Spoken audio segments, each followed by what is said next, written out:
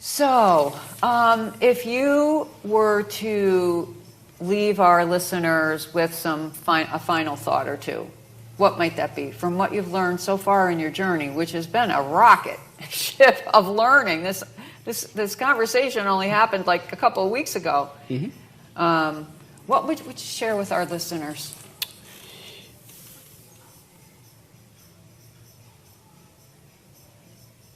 Take a step back and ask yourself the questions that you're most afraid to ask yourself.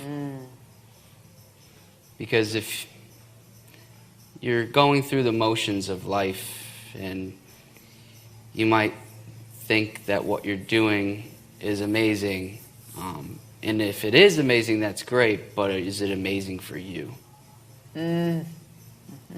Taking a step back, involving yourself in the tricky conversations that you don't want to have, and that whether it needs to be with yourself, talk about it with your family, your friends, your partner, your whatever religion. I think if you don't have the tricky conversations, you're not going to be living. You'll be just coasting through life for 7 years. And I'm saying 7 years because that's what's happened to me.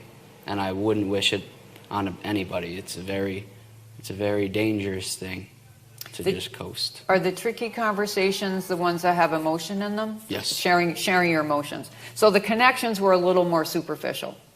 And now you're suggesting to our listeners that your conversations be of substance. Of what's going on. Internal substance. Internal substance. Absolutely. Yeah. Wow. Well, this has been very moving, very, very moving. I am so grateful that you came and were willing to be so honest and so vulnerable. I knew you were, but you really have shared tremendously. And I know our listeners will be touched by what you've said.